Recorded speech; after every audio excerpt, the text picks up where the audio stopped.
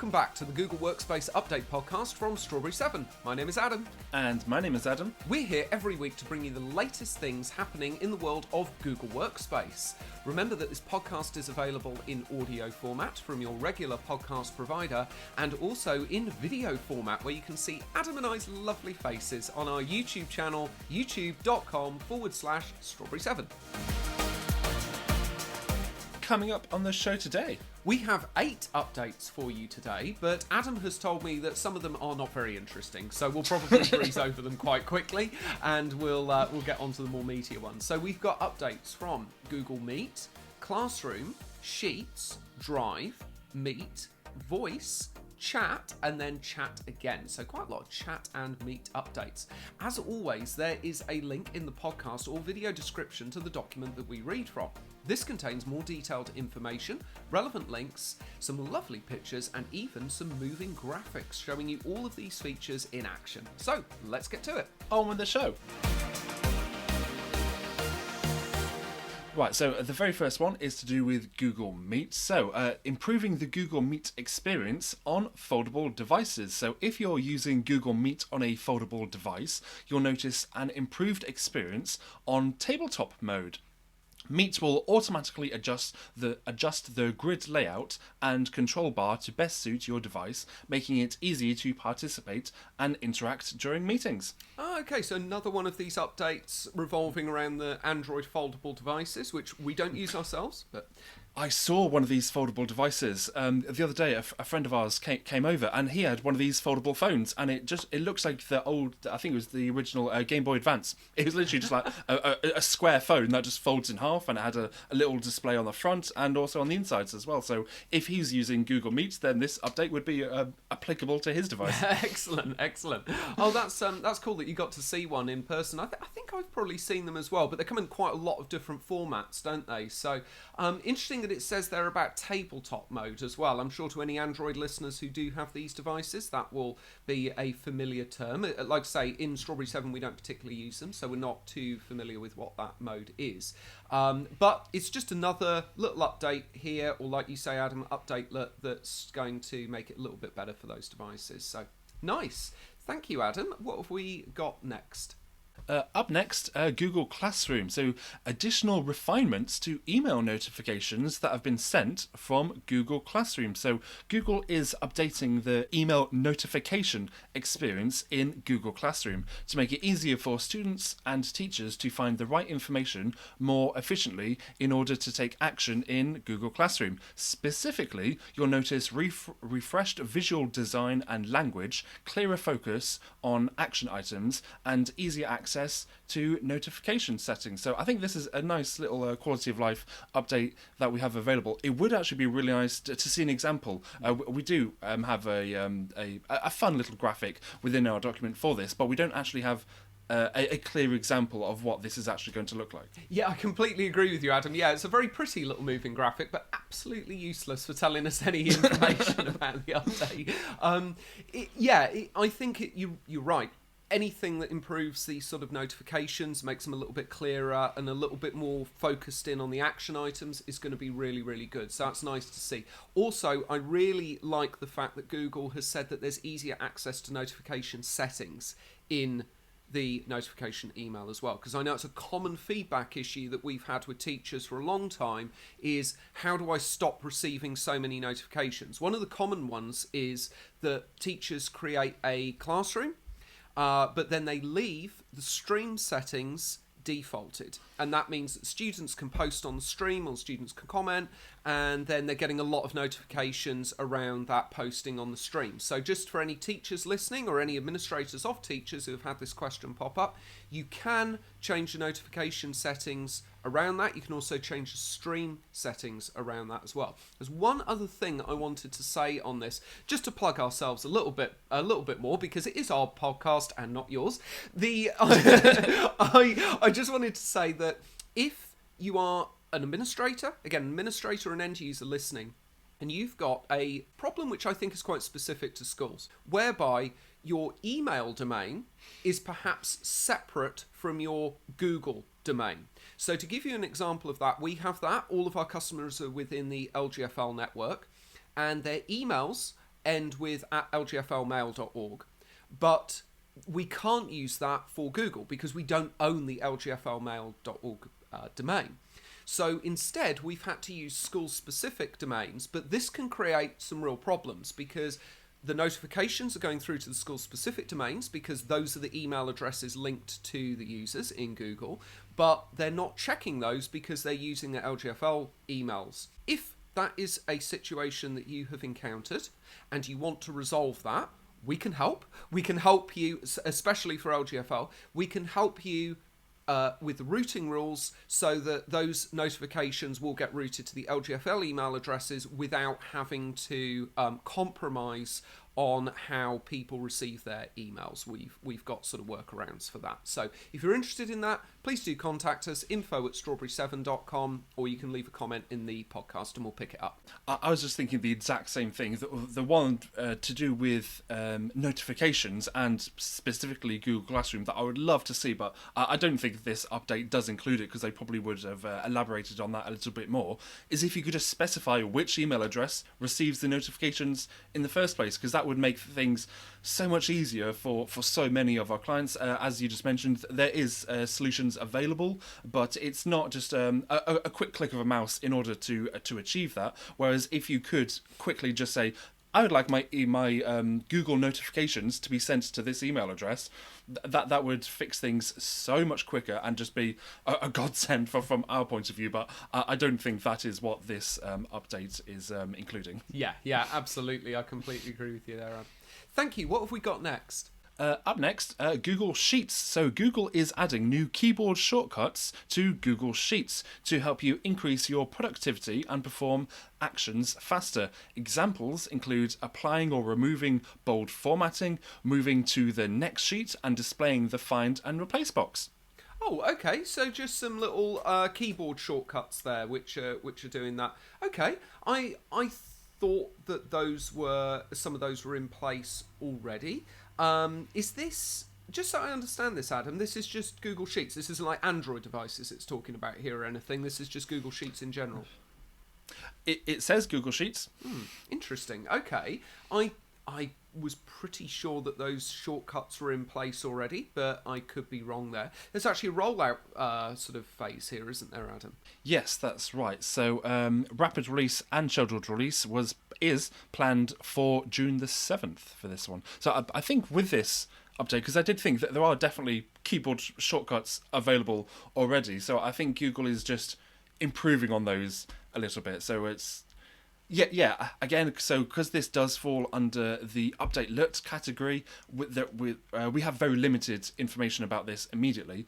Yeah, so I think Google have just enhanced that a little bit, just to make it a little bit easier for everyone. Although, if you're just trying to make some text bold, that is actually really quite simple to do already. So I'm not sure how much easier you can make that, but Google have found a way. Yeah, and there is a handy link here as well, isn't there, to all of the shortcuts as well. I was just having a little look at that. So if anybody's interested in those shortcuts or how they've been improved, there is a link there that you can look at that in more detail.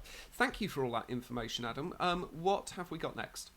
Up next is Google Drive. So you can now find what you need faster with the new Google Drive organizational options. So you'll now have more control over how files and folders are displayed in various views within Google Drive on the web. For example, Google is adding a new drop-down menu in both grid and list layouts that will enable you to select whether folders should always appear at the top, if they should be mixed within your other files and the other search results. Additionally, while you're in the search view, the new menu will provide display options specifically related to your search, which means results sorted by relevance and modification date. So I think this update is actually going to be very helpful, because not necessarily on the web. Actually, yeah, I guess it would apply there as well. But when I'm using, say, Google Drive for desktop, or if I'm accessing it other ways, depending on the view that I'm having. So I always like to say, keep my folders at the top. Or if there's a folder that I use all the time, it'd be great to say, yes, keep this one at the top, but I don't mind if you mix up the other search results. Yeah, absolutely, Adam. Yeah, I think this is a really nice update as well. And I think this is definitely to cater to both Mac users and Windows users, because Mac users, you have folders and files mixed, as Google has chosen to do by default until this update, whereas Windows, it's always folders first, then files. And I have to say that I agree with you. I do like to see folders first and then files. Yes, however, this update does specify Google Drive for the web.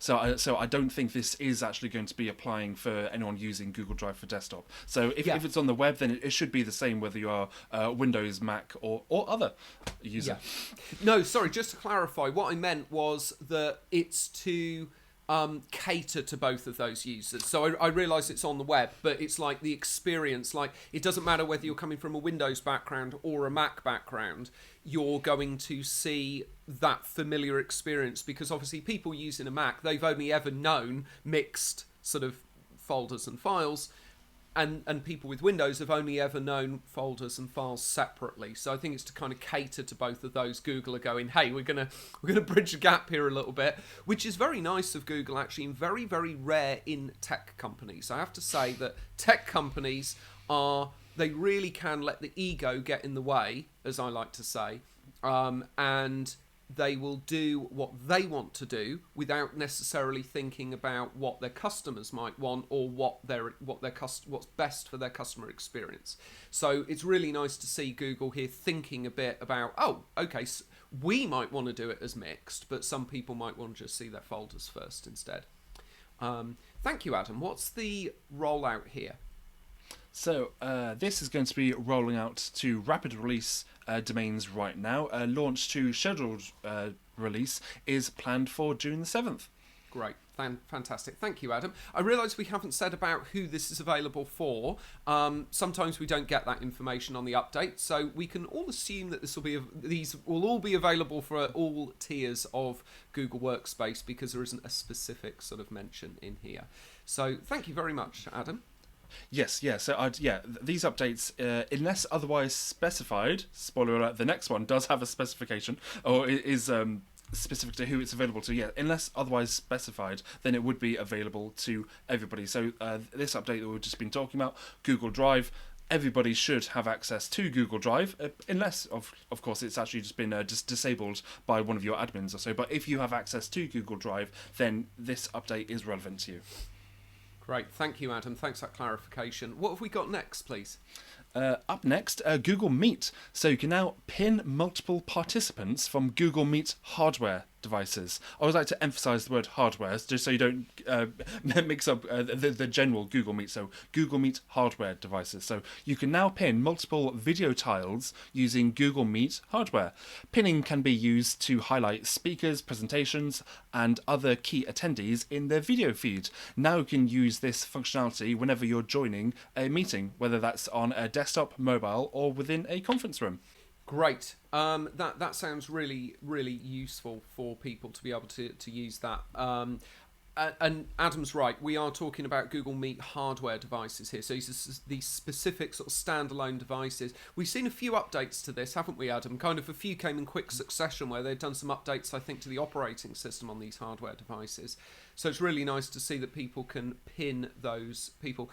It doesn't specifically say in this update, but I'm assuming that if you are pinning people, it will only be for you rather than being for everybody. So if you go into the meeting and you pin people, then it will only be for those specific people that you're looking at, rather than you pinning it and then it being reflected on everybody.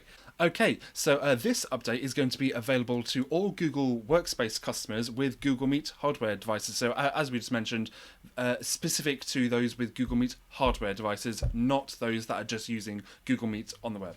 Yeah, that makes perfect sense. Thank you, Adam. What have we got next? Up next, we have a Google Voice update. So more call performance data in the Google Voice audit logs. So in addition to the information already captured in the Google Voice audit logs, such as date, call sources, and call destination, you'll see specific per call performance information, which includes round trip time, packet loss per 1000, and also jitter. So this supplementary data can help you identify and troubleshoot potential network issues impacting call quality across your organization. So I'm not as au fait with using Google Voice, but I'm thinking that all this is to do with the quality of your call. So if you're experiencing poor call quality, then your round trip time or your packet loss or your jitter can be a contributing factor into that. Yeah, absolutely. I think it's very good to be able to get some extra data here, whether it's for the admins or somebody who's just wanting to look at this within their organisation. I think I was saying to you, Adam, I was at the Cranley Chamber of Commerce meeting not all that long ago, and I actually met somebody who didn't just know what Google Workspace was, but was very actively using it within their company, and they were using Google Voice as well, and they actually showed it to me on their mobile, on their app. So I think if you are using Google Voice and you're relying on it, and you've particularly got problems that are happening at a specific time of day, it's potentially going to really help administrators track down that problem and look at whether that's a problem maybe within Google Voice or whether that's a problem somewhere else. And it will also, I think, help Google support as well to be able to sort of support you with that. Thank you, Adam. What's the sort of getting started here? I imagine it's mostly the admins. Yes, that's right. So for the admins, you can view Google Voice audit logs in the admin console by going to Reporting, Audit and Investigation, Voice log events. I've also added a couple of links in if you'd like to learn more about the voice log events or using the troubleshoot Google Voice call quality. For the end users, though, there is no action required. Perfect. And what's the rollout pace here? Rapid release and scheduled release. There's going to be an extended rollout for this one, so potentially longer than 15 days, which started on May the 30th. Oh, okay, great. So we're probably, some customers might be starting to see that available on their console already, so that's lovely. And who's this available for? So this is going to be available to all Google Workspace customers who can use the Security Investigation tool. So the Security Investigation tool is available to Enterprise Plus, Education Standard, and Education Plus. Also, admins with Cloud Identity Premium, Enterprise Standard, and Education Standard can also use the investigation tool for a subset of data sources. So although it actually specifies that this update is available for those that have access to the security investigation tool. Of course, that only actually applies if you're also a Google Voice customer as well. Yes, that's a very good point, Adam. Absolutely, yeah. It's a little bit of a shame to see it at the very, very high end of those tiers, but maybe it will start to open up a little bit down the line. But it would have been nice to have seen that available to a little bit more sort of tiers of Google Workspace. But very good that it's there, and very good that admins can use that for investigation. And again, like we said before, very nice that it's quite open to education as well, even though I'm not aware personally of any education customers who are using Google Voice. But we do have a lot of listeners in America, and it'd be very interesting to hear from any of our listeners in America. I've been meaning to shout you out for ages, by the way. We do see you on the statistics, so thank you very much for joining us from the other side of the pond.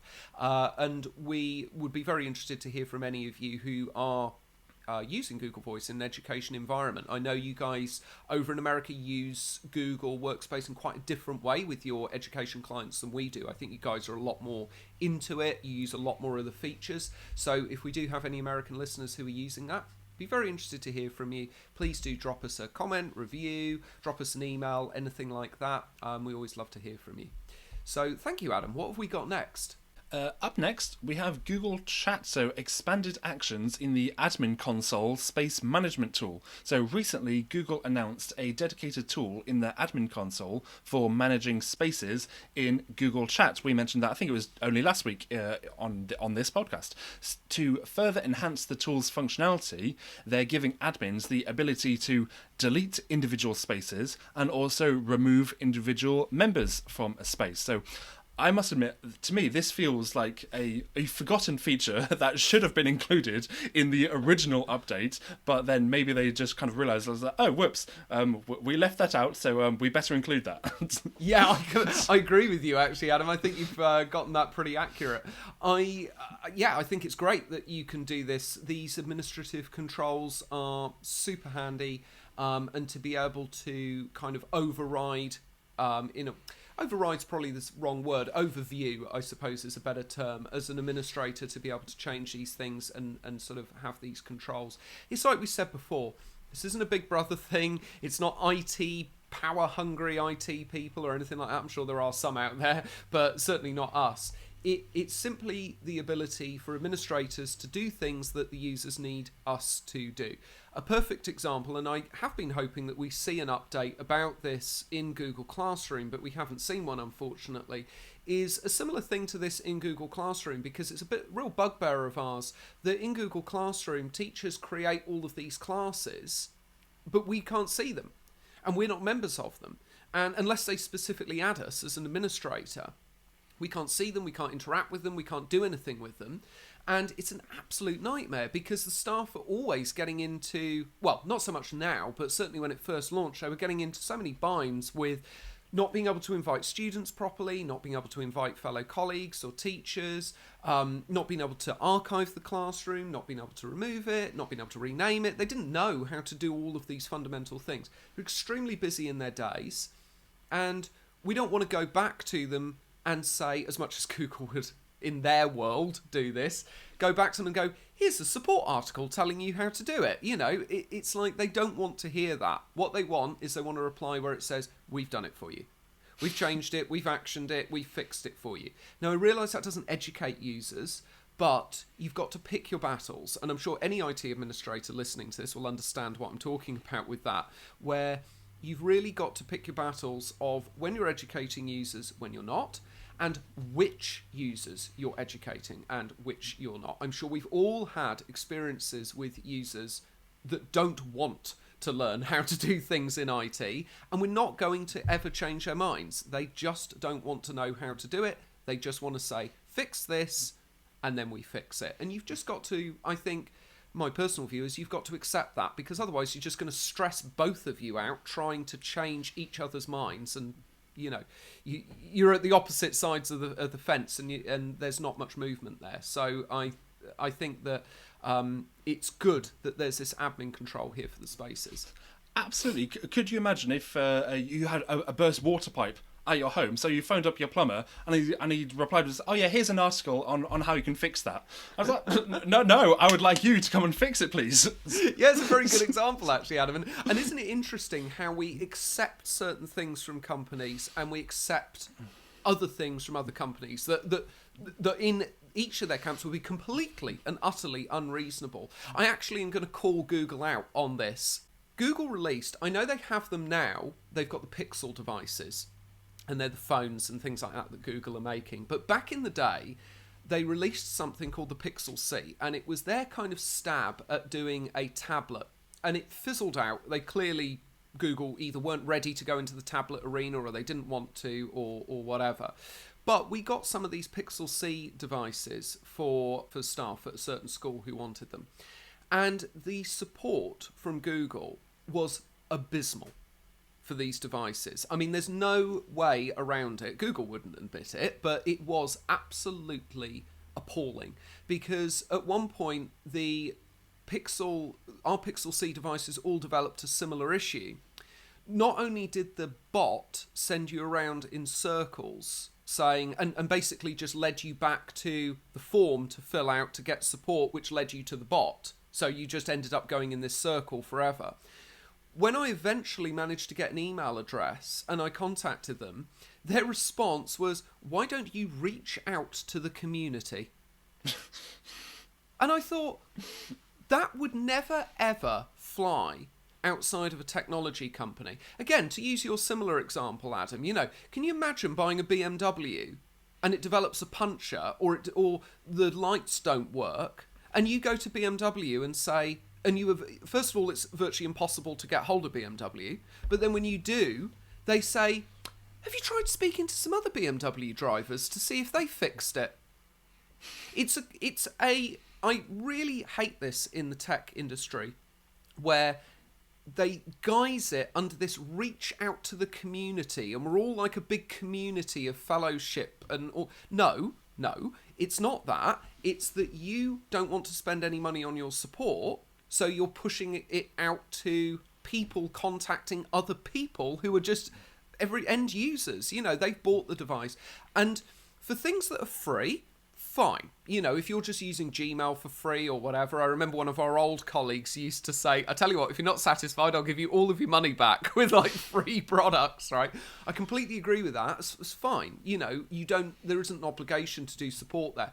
But when you've paid for a device like a tablet, and they weren't cheap, you have to provide that support structure for your users using that. And that is not users asking other users, consumers asking other consumers for help. You as the company and the manufacturer have to provide that support. So, sorry to go off on a bit of a rant there, but I just wanted to, I was very annoyed at the time. I've gotten over it, clearly. But I just wanted to sort of point out an area where the support from Google was really, really lacking in that regard. And that's why it's so important to have some of these controls in place sometimes. Yes, I would say the communities can be great. So if you just have a general question about something, I don't know, maybe you're playing a game or you want a bit of advice, what colour should I paint this wall? Something a bit general. Communities can be great just to have a bit of feedback or a bit of interaction with other people in that have similar interests to you.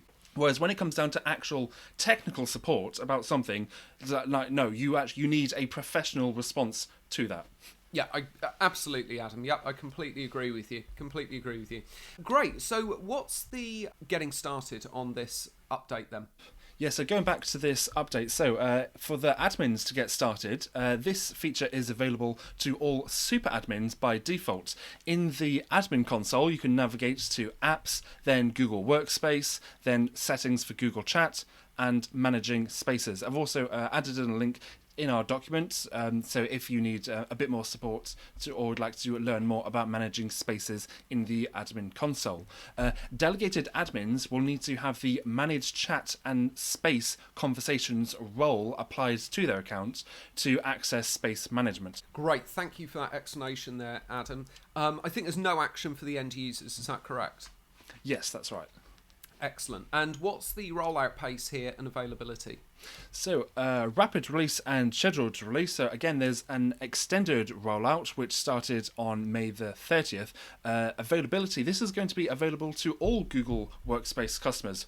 I must admit, I think the person working at Google that's publishing the availability this week, maybe they got an intern to do it, because here it says this is available to all Google Workspace customers. However, we just mentioned you need to be a super admin. You need to have a specific role applied to you, and fundamentally you need access to the Google Admin Console.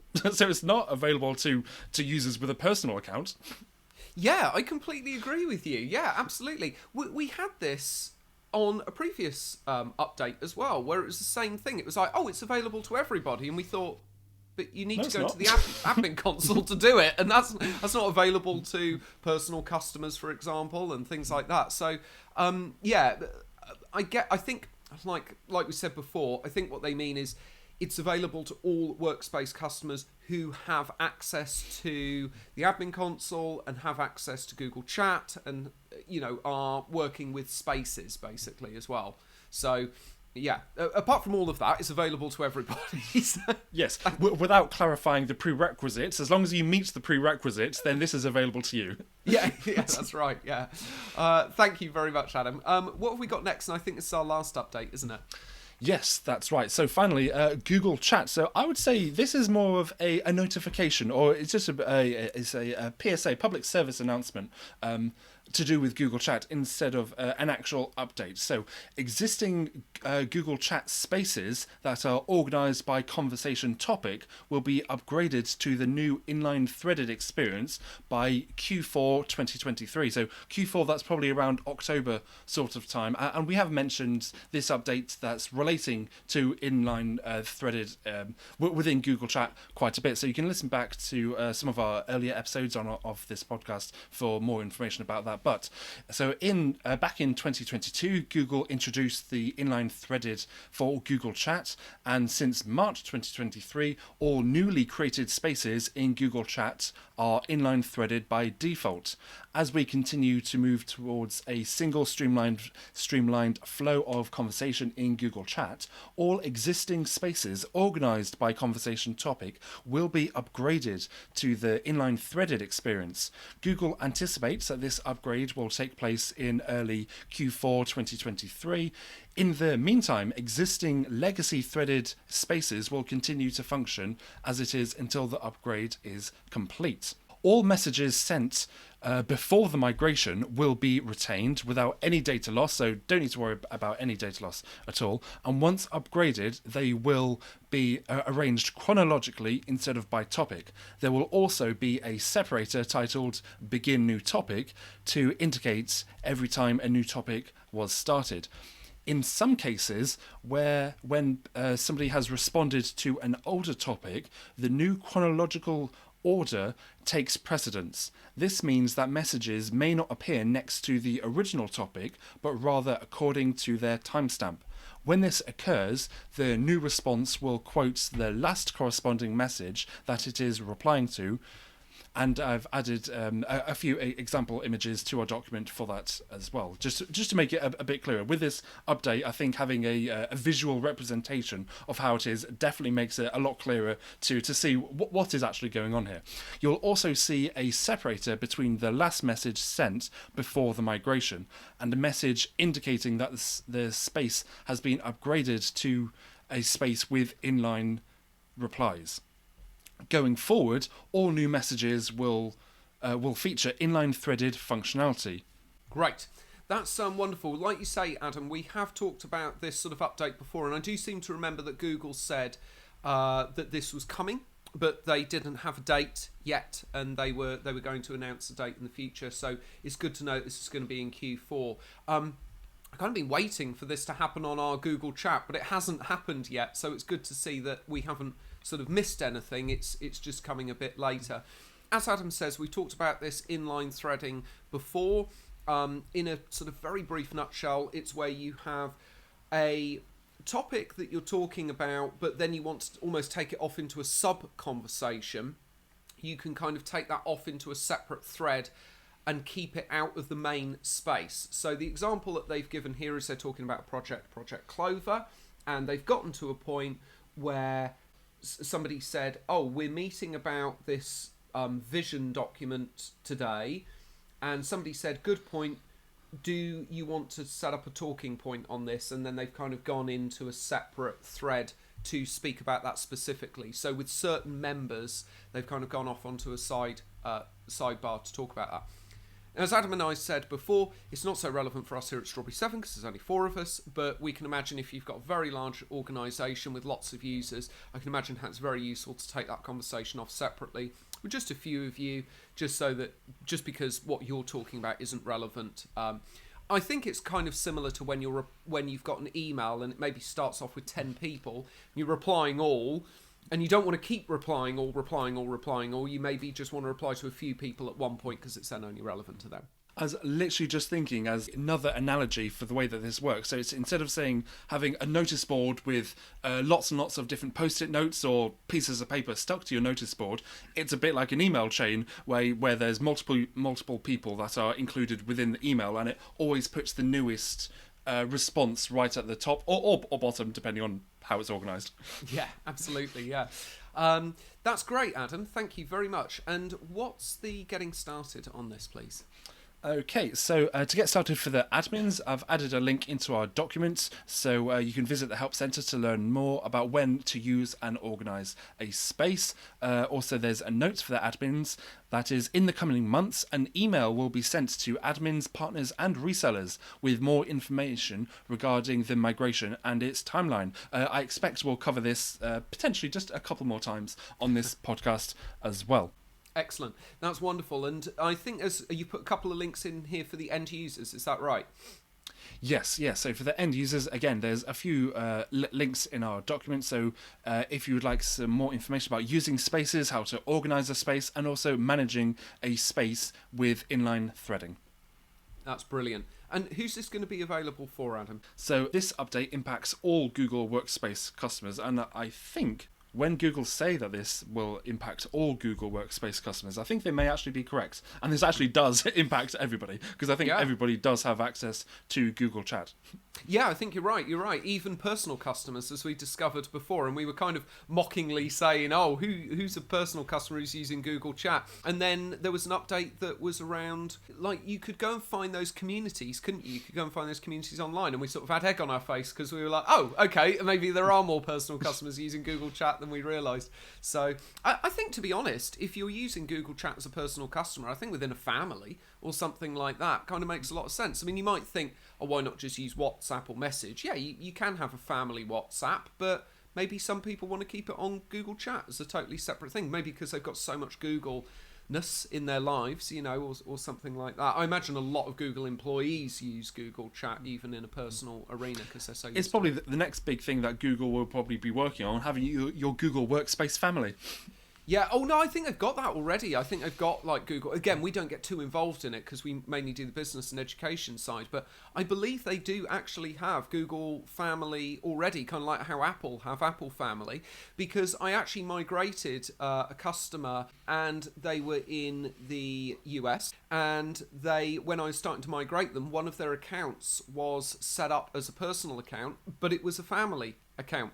And so I was like, oh, okay, so there is a Google Family sort of tier or Google Family feature. So that was quite interesting. Well, that's brilliant, Adam. Thank you very much. And that is it, everybody. That's everything that you need to know about everything that is happening in the world of Google Workspace. Remember that there is a video version of this podcast available on our YouTube channel, youtube.com/strawberry7, or a audio version available from your regular podcast provider. And I just wanted to take a minute. I know I'd sort of given a shout out to America earlier.